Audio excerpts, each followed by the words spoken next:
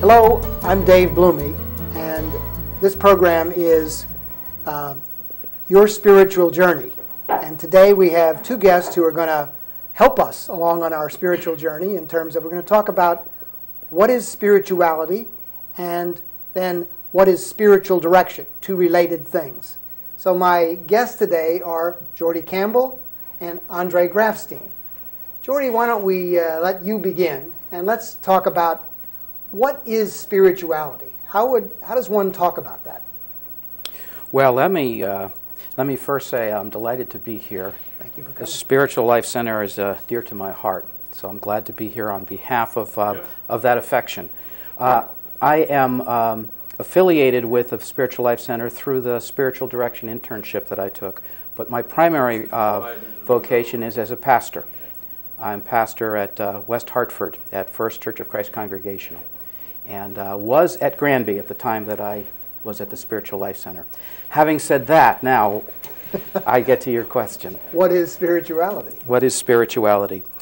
I think there are so many definitions of spirituality out there as our culture becomes more open to different traditions.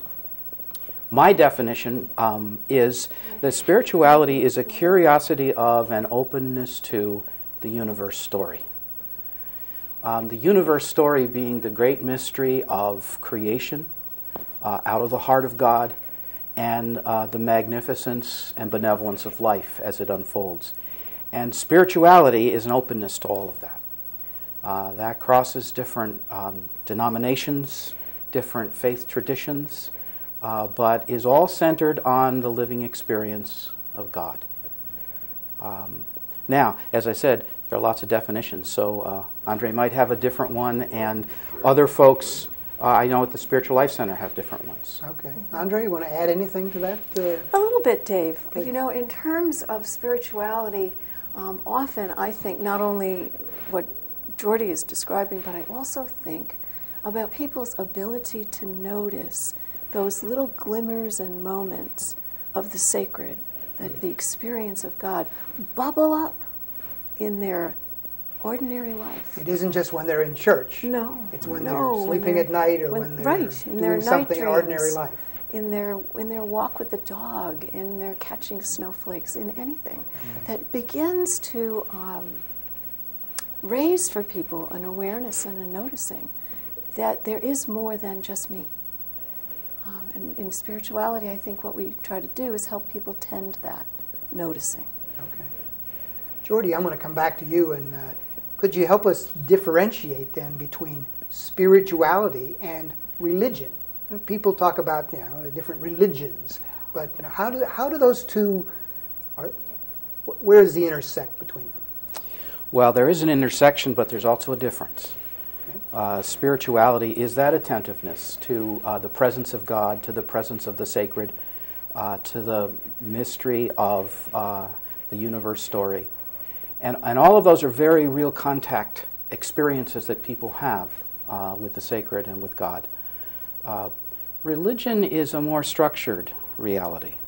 Religion is trying to, in some way, say that this sacred reality is precious and it's important and it's real, and we need certain kinds of structural ways to increase our understanding of that.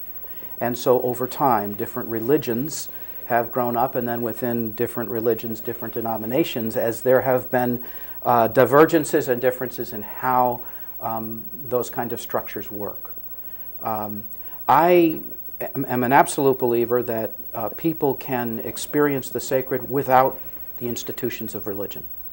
But I also am a pastor, and I know how important it is to have a community of folks who explore together and come to know together more about that attentiveness to the sacred. So that adds another dimension, if you will, that community dimension to the spirituality that people have. Absolutely. They don't have to have it, but a religion or an organized coming together in a community just heightens that. Is that a good way Absolutely. to come at it? Absolutely. And the communal nature and important dimension is can't be understated.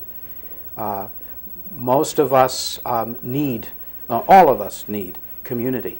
And all of us need to be in communities. And I believe that when it comes to experiencing and deepening in our experience of the sacred, community and relationship are at the core. Spirituality seems to be a sort of a hot topic today in the sense that there's a lot of different, you see it in the newspaper and magazines and things like that. Why do you think people are so interested in whatever their definition of spirituality is today? Andree, is that something that you... I bet we both can. All right. Yeah, I find that people are coming more and more out of experiences of pluralism. We live in a much more plural society, Okay. and are beginning to ask questions like, well, this is what we do, and what does another tradition do? And will that inform my own journey, my own experience of God? Will it change it? Will it enrich it? Will I lose it? They're asking all those kinds of questions as they encounter in the workplace, in the grocery store, folks who are from different traditions than their own. So I see, as we become a more diverse world, Okay. aware of the more diverse world. How do you see some of those differences play out? I mean, there's certainly more Muslims in the community today. There's, but all those different religious traditions you're talking about. And Geordie said earlier that probably each have a slightly different take or definition, perhaps, on spirituality. How do you see those playing out? Either one of you responding to that. I see two different directions that people experience. One is to go with fear because it's different. Fear, and that they're... Because it's different. It's not like me. So they're I'm perhaps afraid. They're afraid of the person that's different. Right, or the way in which the Worships person might or be who different. comes in And spirituality. the other is the way of curiosity that leads to some understanding that some of the very deep values that all traditions hold sacred Okay. are very similar, if not the same. And that place brings people together. And there is a lot of that work going on in the greater Hartford area. Oh, really? And at the Spiritual Life Center, we're making inroads with Hartford Seminary's community and beginning to do some work across traditions, both professionally and with folks who are looking at their own journey and what happens as they encounter other traditions. It's very exciting to be on the side that's curious, to be on the side that says, what is there for me to get to know here? And as I get to know, instead of being frightened, there's a comfort that settles in. There's space to be different. Geordie, anything you want to add to that? Yeah, I'd add a story that I heard once. A friend was speaking about differences in religious tradition and differences in our understanding of spirit. And he said that it all depends whether or not he's going to let his own tradition, his own understanding, worldview, experience become a foundation on which he can stand so that he can reach out with openness or offense to separate him from others. I think the fence dimension would be the fear, something to say, I'm different and you differ from me in these ways and we don't have common ground. But when it becomes a foundation, we find out that we are the same. We differ in how we describe and how we may experience. We differ in the traditions that we attach to experiences of the sacred, but we're the same. Do you think that, or do you believe that religion as we've defined it earlier in terms of, do they begin to put boundaries, those fences around their own congregation in terms of this is our spirituality and that's your spirituality, so that these boundaries grow up that way? And is that still taking place, or is that... Well, most certainly it's still taking place. I think, though, in my experience of, say, the last 10 years, there's been a softening. There's been an opening. And I would identify it as emerging largely out of 9/11. Really? That when the towers came down, there was a tremendous amount of fear. And I know in my own work as a pastor, people wanted to know what we believe and how we differ from those others. And that became an invitation to say, well, let's not separate them and us. Let's talk about different traditions and different understandings. And I know that in my own context of being a Christian pastor, people wanted to understand what the Jewish community believed and what the Muslim community believed, but they also came back to say, you know, I'm not so sure I know what I believe.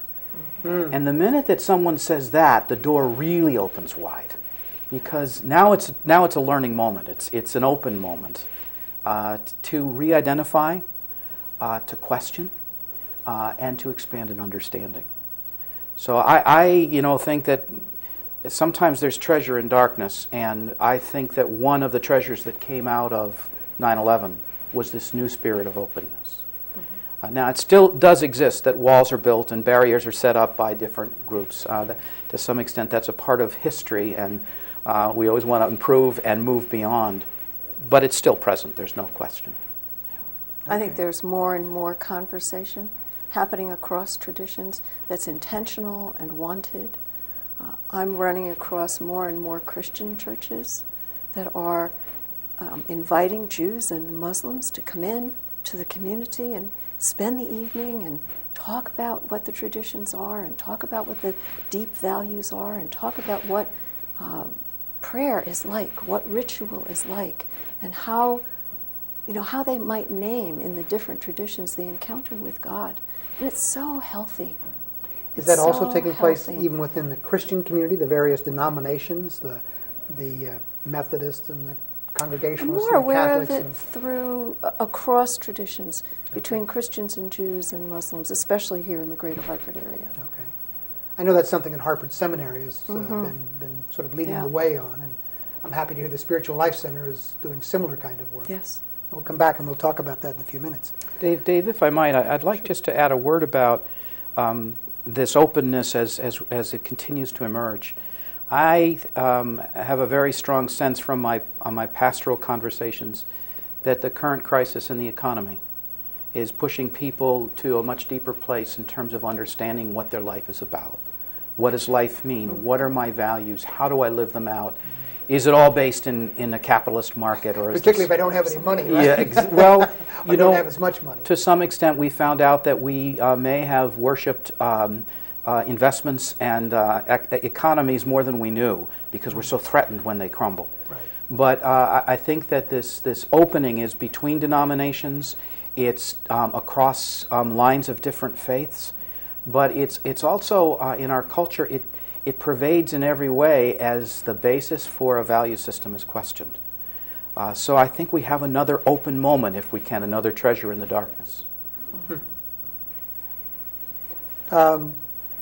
Who are some of the big names in spirituality these days? Has television become a significant part of this? The people you see talking on television at different times, or books? How's the media fit into the whole spirituality movement? Geordie? Well, I have a different, I guess, appetite than I find on the television in terms of spirituality. My favorite author of late has been J. Philip Newell, who is a strong voice from the Celtic community. He's been in Iona as the warden of the abbey there, and is involved internationally now in helping to lift up creation spirituality and the bridge between Native American understandings and Celtic understandings way back to the Ancient of Days. So that's one of my favorites, and you don't ever find him on television. No. But he's a wonderful, wonderful writer and a wonderful speaker as well. Andree, you're more familiar with readings that the Spiritual Life Internship is asking now. Yes. What would be some of the current names on that list? You know, it's not so much about the names on TV for me either, because it's not a place I spend an awful lot of my time. A lot of our reading in the internship is coming through folks who are writing for Presence, which is the Journal for Spiritual Directors International. And some of the folks that I've been reading in particular around questions of working across traditions are people like Carol Fournier at the University of Vermont, who was our guest earlier this semester for a day to talk about working across different traditions and learning how to honor and value and know deeply my own root, and then from that place be secure to look around and say, wow, what happens in other traditions, and where do we intersect, and how are we similar? So I've been doing more of that reading, not so much books as much as current articles. One of the reasons I asked about the big names, my wife and I were on a vacation at a vacation spot, big hotel, and we met another couple who were there attending a presentation from one of the TV presenters. So they said, well, come on in and see. So Mary and I sat in for half an hour or so. There were 500 people who had paid, I don't know how much, but significant dollars to go and spend 3 days at this particular speaker's presentation.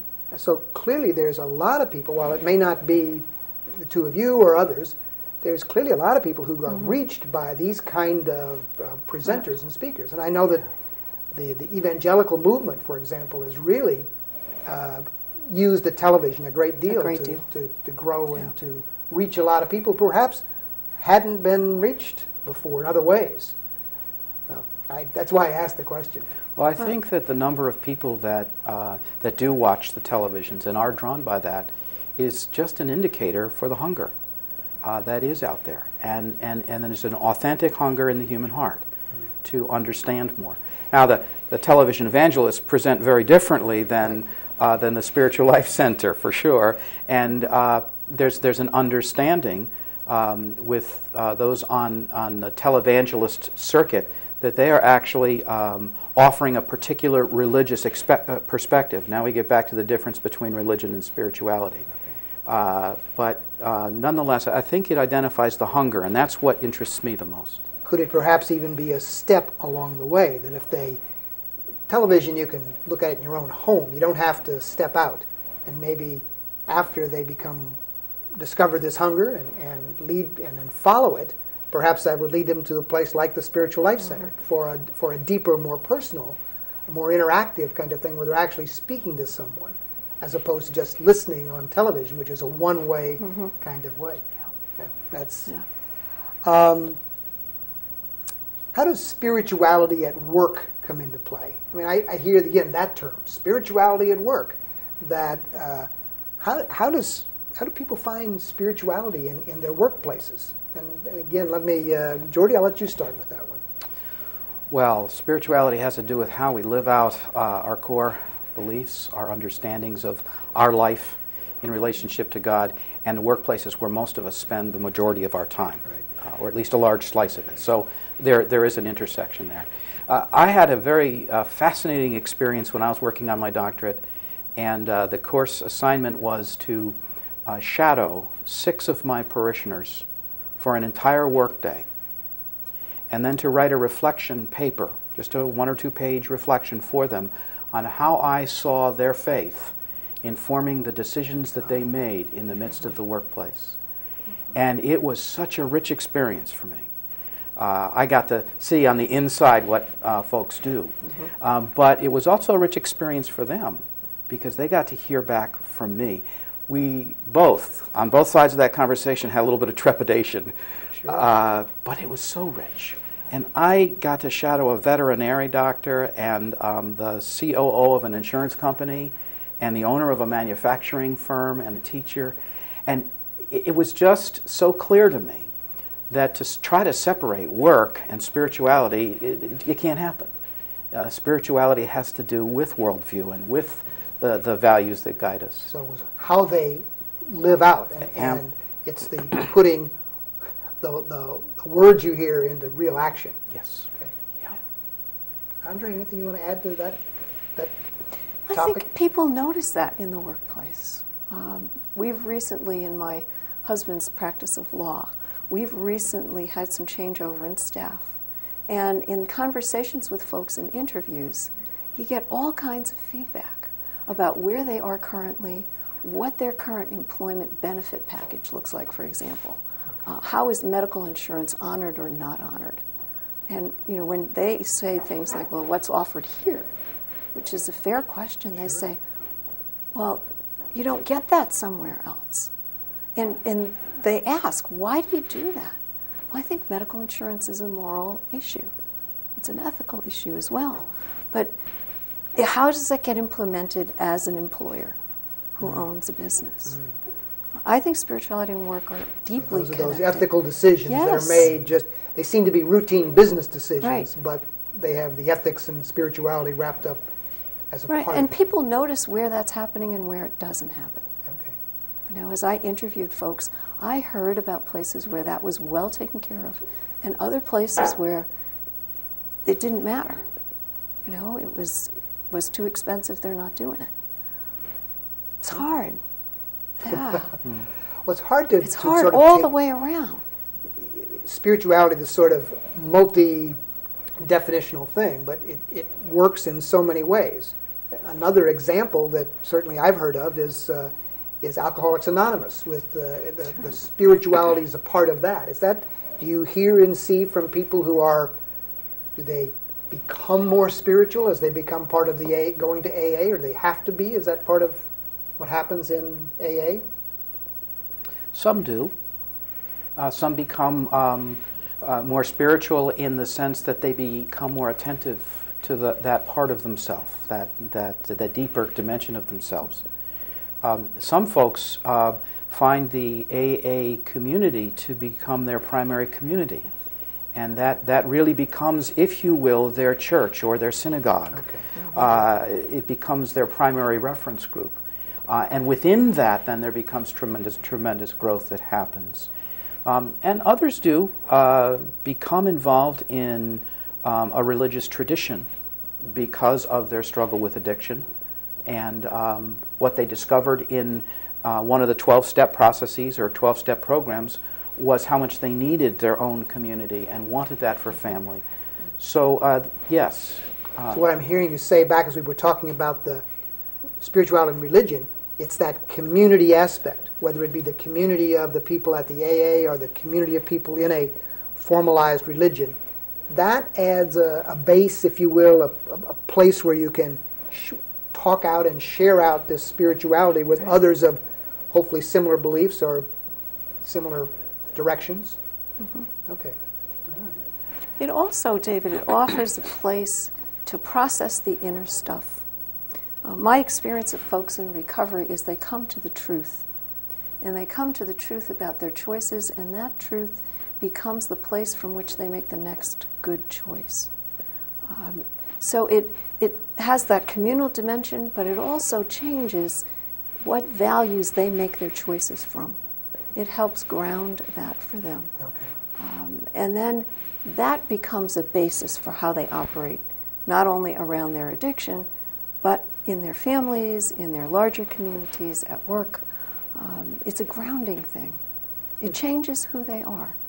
Okay. You know, it's spirituality, and it's spirituality that's at work. Okay. You know, Right. as opposed to at the job. It's working, and they're different. They come out of that 12-step experience that's very significant and very deep work. They come out of there different because they have worked. Okay. So And they that's- continue to work. So that's spirituality at work. At work. And working through them. Yes. Okay. Yeah. Good. Well, let me shift the conversation slightly. I know that you work at the Spiritual Life Center, and Geordie, you've been through a significant program there, the internship program, that teaches people to be spiritual directors. So this gives us an opportunity now to shift from spirituality, and how does spiritual direction fit into spirituality? And I'm going to ask you, Andree, to Sure. begin that one.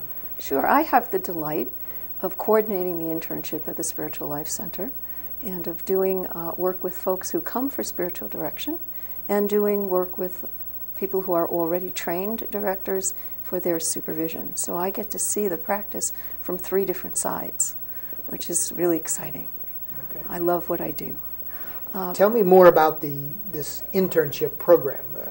What is it? What do people study? Who goes to it? How long is it? If you could sort of describe the dimensions of that. The internship is a 2-year program, so it's a long commitment, and it invites folks who are on the journey and are interested in helping others be on their journey. It helps those folks to get some skills and get some experience in helping people to, good word for that is unpack their experience. Unpack their experience. Unpack their experience. For example, I take my luggage here, and right. I'm gonna open it up, and I'm gonna unpack my luggage. Okay. They go to worship on Saturday or Sunday in their synagogue or their church, and something happens. Something shifts. They notice something they didn't notice before. They have an experience of God that is clearly beyond them, and then they leave that worship and go back home or go to work. And often that's as far as it goes. In the practice of spiritual direction, we say, well, wow, Dave, tell me more about what happened when you were at worship. Tell me more about that. And we help them unpack, open up, look at more completely, more deeply, that moment that happened. All right. That time that they were captivated by the sunset walking the dog. And they knew there was more than just me. Okay. So they bring that to spiritual direction, and the director is a companion who sits with, walks along with, is curious about, and keeps inviting more reflection on my inner experience. So the spiritual director doesn't really direct the person, he Right. accompanies the person. It's evocative. Evocative, okay. Right. Well, let me evoke something from Geordie. That, I would add to Andree's comments about the internship in terms of its focus, that companioning is so important. But I also want to say that it's for different walks of life. There's not a kind of monolithic description of what a spiritual director is. In our internship, we had teachers, therapists, nurses.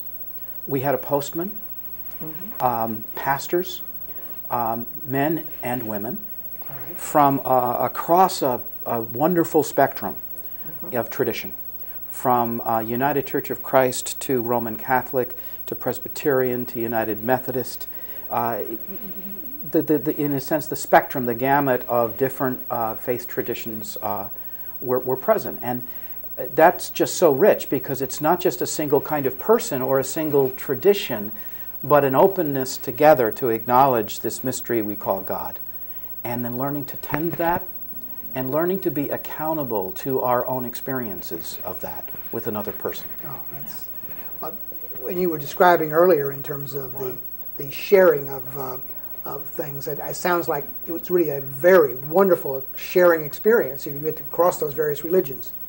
So, as we wrap up, because we're going to do another session here, we're going to spend more time talking about spiritual direction in more depth.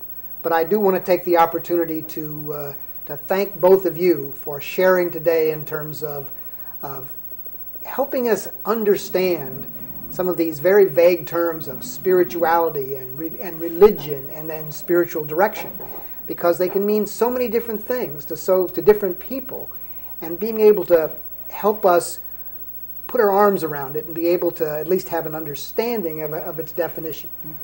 Final words that you'd like to add?